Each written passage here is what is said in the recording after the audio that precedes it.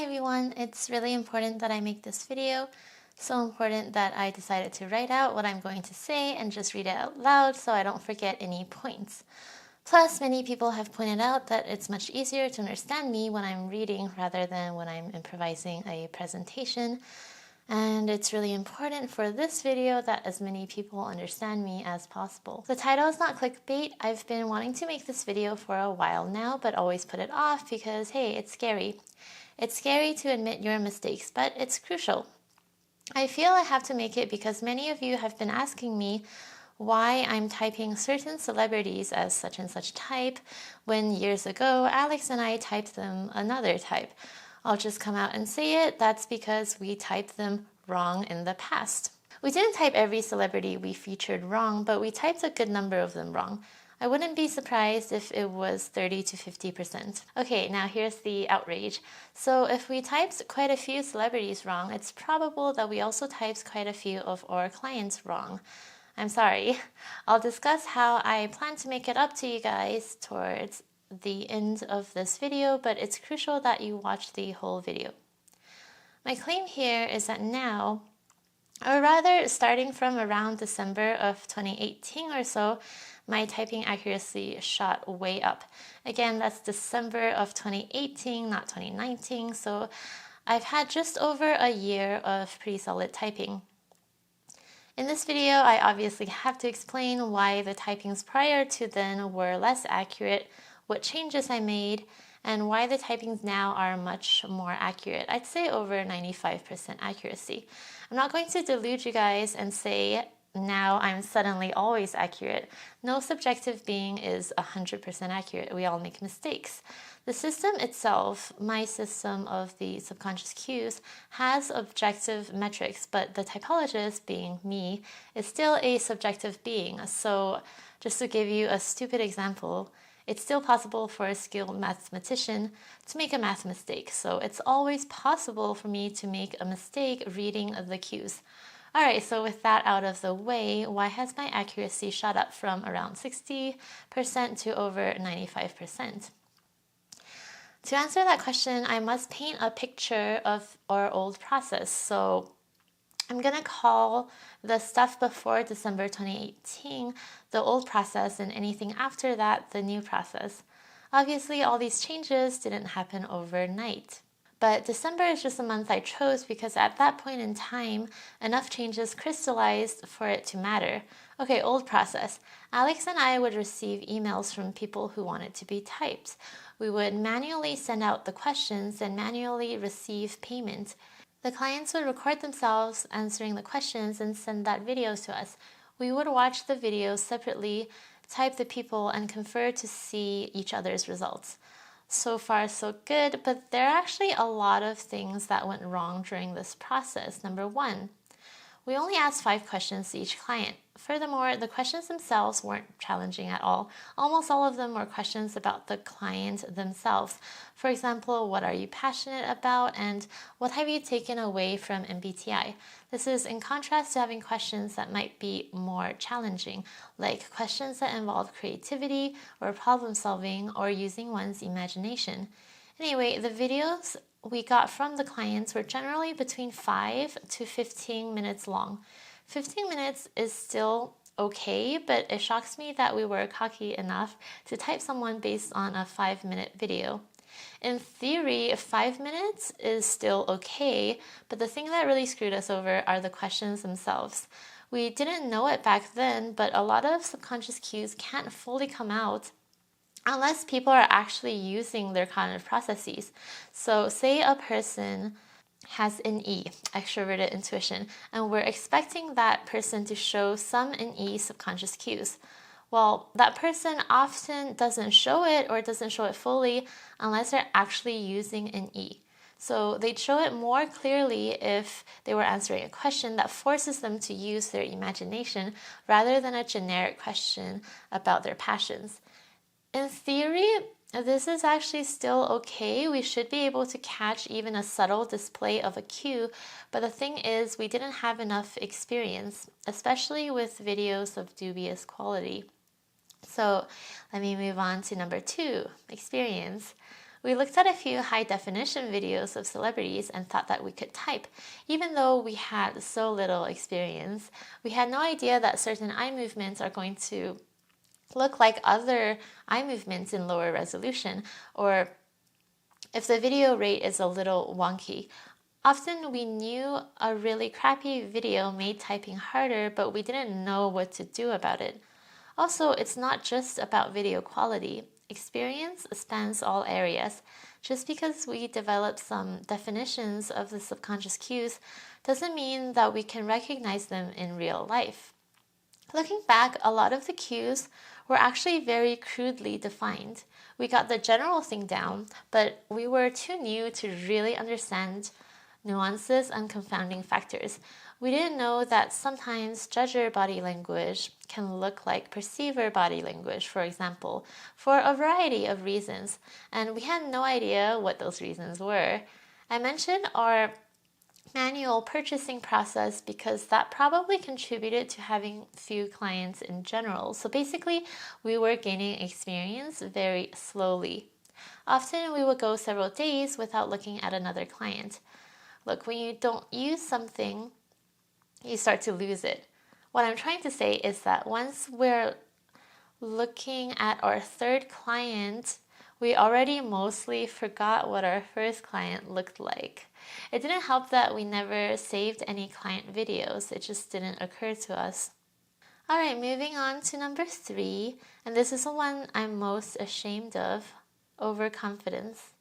I guess consensus can often bring overconfidence, meaning, if I wasn't totally sure about someone, but they're kind of ENTP-ish, so I wrote ENTP in our shared document.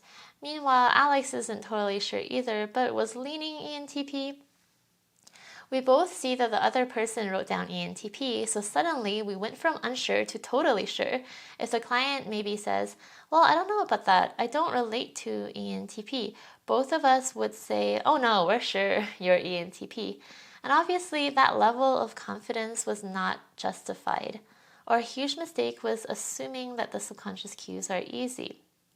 I don't know, it's like cooking. Maybe when you first learn the basics, you think, wow, scrambling an egg is easy, but after you get deeper into it, you realize there's so much more to learn and how difficult the nuances really are. Okay, so now that you have a picture of the old process, what changed and why did it change? First, allow me to describe why the environment was ripe for change. Some of you might know that in October 2018, I quit my day job to work on this, YouTube and typing, full time. So my mindset was devoted. On top of this, around November or so, I got a feeling that Alex might not be sticking around for long. Obviously, that instinct turned out to be correct as she officially quit in January 2019. At this time, this was really scary because we relied so much on our consensus, that is, our insecurities about typing, like if someone's a confusing case, those insecurities went away when we happened to arrive at the same result, the same type. So without her, it was going to be a little scary, not to mention the genius stereotype of INTJs prevalent in our community and the flippant stereotype of INFPs. So I knew I had to do something. In short, I had to innovate to survive. One thing I decided to do was build an online course teaching others how I type. Now, anyone who has taught anything would probably understand that when you decide to teach, all of a sudden you realize all of your past knowledge has been inadequate. When you try to really communicate what you know, all sorts of other challenges present themselves. Anyway, I still haven't finished the course. But part of it is that it would also include a book. And I've actually finished this book now. Yay! Link in description. Anyway, in the process of writing, I came to realize that there's so much I don't know. There were so many gray areas in subconscious typing that I had to make more black and white as I write down solid definitions in the book. I couldn't just say, hey, any eyes are kind of like this. Here, watch this clip. I had to say any eyes are exactly like this for A, B, C hypothesized reasons. I also had to give at least circumstantial evidence that eyes that move like that is indeed linked to NE. This is where the additional questions came in. A lot of the changes I'll have to give massive credit to my partner Alan. He had the idea that the questions themselves should provoke the usage of certain kind of functions explicitly. So we should be asking people to imagine the future, brainstorm, solve math problems, remember the past, and so on. So I ended up with 24 questions for the volunteers who participated in our research. Some of these questions I made and others I took from famous thought experiments. Based on how each question is constructed, I hypothesized that people with a certain function would answer it in a certain way. So for example, for question 1, the people on the NESI axis would answer it one way and people on the SENI axis would answer it in another way. Some of these were correct, some weren't, but the important thing is that patterns were made. People who exhibited the same cues did tend to answer questions in the same way. Moreover, people who exhibited a cue that's linked to a certain kind of function did tend to answer questions in a way that's expected of that kind of function, based on Jungian function definitions. So, based on these patterns I was getting, I was able to refine and sometimes redefine my understanding of the kind of functions. You could say it was a very inductive approach, very TE of me. Anyway, I decided to add 15 of these 24 questions to the questionnaire that we send out to the clients. So the clients now have 20 questions instead of 5. This actually made a huge difference. One obvious one is that client videos are now normally between 30 to 60 minutes. There's just a lot more time to spend with each client and thus more opportunities to recognize any mistakes on my part. Furthermore, I'm not just watching the subconscious cues anymore. I'm also recording the client's answers for research purposes, but this also led to better typing. Based on the volunteers and previous clients' answers, each client is basically expected to answer questions in a certain way. Now, no one fits into this completely, but if someone has, say, an eye movements, in all likelihood, they're going to display the NE answers for most of the questions that test for NE. So if I'm seeing an eye movement, but all the answers are pointing to SE, then I know I should go back and see if I've made a mistake. And pretty much every time that happens, I have made a mistake. Now, this is very important because as pioneers of this methodology, Alex and I had no one to tell us we were wrong about anything except each other, and often we were busy confirming each other. Now, all of a sudden, I had something that could tell me with some certainty that I was wrong, so I could finally learn from my mistakes. So now I not only know what eye movements look like, I also know exactly when and why they might look like SEI movements. I was gaining experience rapidly. Speaking of experience, we also updated and automated the site, which helped draw more clients. In addition to the clients, I also started typing a lot of celebrities. I knew I wanted to really hone my skills since I knew Alex was leaving. So for a while, I made an effort to look at celebrities for the purposes of typing every workday. All this combined meant that I was looking at people, often multiple people, every day instead of before when I would go days without typing a single client. Maybe this sounds silly, but it really is a skill, and experience really matters. The more I typed, the more archetypes of the type started to solidify in my mind.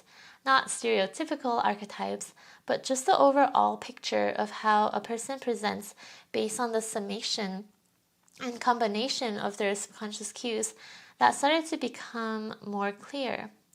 Of course, I still go through a rigorous process every time I type a client, but nowadays I often have a gut feeling about someone's type, and often it turns out to be correct. Another thing that made a huge difference is that I finally started saving all the client videos. This is because I gave clients the option to appear as examples in my future online course, and I thought, well, if I have to save some of them, I might as well just save all of them. So now every type has a few to a lot of client examples in my personal storage. So whenever I'm a bit unsure about someone's type for any reason, I just open up my drive and watch a lot of previous clients. Say I'm stuck between ENFP and ENTP for one client. I'll go back and watch as many previous ENFP and ENTP clients as it takes for me to recognize that the current client belongs in one group over the other. This process usually doesn't take too long, since by comparing someone to someone of a different type, the differences in their subconscious cues often becomes glaring. Alright, so my execution is better, but have I actually made any changes to the theory? Well, yes and no. It remains largely the same, though I've added bits and pieces as well as straightened out some of the definitions. However, the biggest difference perhaps lies in how I conceptualize this typing method as a whole. I added this speech progression cue, which doesn't sound like that big of a deal, but it's a fail-safe when looking at body language because the two cues have to correspond. It also helps to better decipher between the speech patterns, since SI and SE, for example, can sound similar sometimes when you're just focusing on the content, but SI has structured progression while SE has improvisational progression. I also found parent categories for the vocal tones, with FI and TE vocal tone having the same parent category. One big thing is that in the process of writing, I had to come up with names for each subconscious cue. An E speech pattern isn't just an E speech pattern, but divergent speech pattern. Now this might sound superficial, but I believe that in order to name something, you must really know it from inside out to be able to find a succinct descriptor. Somewhere along the process of doing this, I started recognizing the concept of binaries and scales. Some cues exist on a binary, like FI versus FE smiles and vocal tones, or like the stable versus a sporadic vocal tone, but other cues exist on a scale, like FI versus TE vocal tones. The effusive or spiking vocal tone, they exist on a scale on the sporadic vocal tone binary. The scales was really important to note because it showed just how difficult it is to type people in the same quadra, that is, people who use the same kind of functions but in different orders. And this has taught me to always be vigilant no matter how obvious the client's type appears at first. Finally, I just need to clear up our use of the word micro expressions that has people commenting on whether we've studied Paul Ekman. The thing is, we just use that word because it's convenient, but now it occurs to me that we use the term completely incorrectly. I came up with the term subconscious cues on the fly, and although it's way less catchy, it's way more accurate. See, micro expressions are very brief, subtle facial expressions that betrays some sort of emotion. Say you're on a date and your date seems to be having a lot of fun, but a tiny grimace appears on his face for a split second. Maybe he's not having fun after all. So that is a micro expression, and that is universal. We do not go around typing people based on those. The subconscious cues are not brief but rather constant. They are not universal but exist in either binaries or scales depending on the cue. It's so-called cue because it's a sign, signal, clue to a corresponding kind of function. It's subconscious because you generally don't consciously realize you're exhibiting these cues, and you can't consciously change them for any significant period of time. These cues are externally observable, either visual or auditory. Alright, that is pretty much it for now until new discoveries on the horizon. While I am truly sorry to those we typed wrong, and I sincerely feel horrible for any confusion we may have caused, I don't regret any step I took on this process. Fortunately or unfortunately, we're TE users, and we have to optimize while we're in the process of doing. We can't just lock ourselves away and develop an airtight theory in a few years. I'm constantly observing new information, and some of this information will probably continue to tweak my existing theories and definitions, but I'll just have to make improvements as I go. I'm confident that if I didn't start this typing journey 2 years ago, I would have never been able to get where I am today and to learn so much from all of you. If you were typed by us before December 2018 and would like to be retyped for free, please email me. Unfortunately, I don't think a refund is realistic since your purchase went to both me and Alex, and she is no longer part of this organization, so I can't return her share. Also, it is implicit in these services that you're paying for time and expertise without a guarantee for accuracy, especially since, unfortunately, it's still technically impossible to prove someone's kind of type. To reflect the greatly improved accuracy and the increased time it takes me to evaluate each client, you may have noticed that our prices have gone up, but as a gesture of goodwill, and because I sincerely feel bad if I typed you incorrectly, you do not have to pay for the difference, and I will retype you for free using my new and improved process. You'll have to make a new video with the new questionnaire. Some of you might be wondering why I don't individually contact the old clients, and a big part of this is because unlike now, we had horrible bookkeeping, so the emails are just scattered all over the place. Also, some of these clients no longer believe in this typing methodology. Some ended on a sour note. I reached out to a past client about a complimentary retyping and she declined it. So instead of trying to track everyone down, I wanted to prioritize giving this opportunity to those of you who are genuinely interested in my typing method. Since I have no idea how many people will reach out to me, I am giving myself a no deadline policy, but realistically speaking, it'll probably take a month or two to get your results. Finally, it seems like I made a huge deal here, but more likely than not, you'll end up with the same type. I know that's frustrating if you're someone who didn't like your previous results, but that's just what it is. On the other hand, you may be someone who really related to your result, but you might get a new result this time that you don't like. So beware of that. Thank you for watching.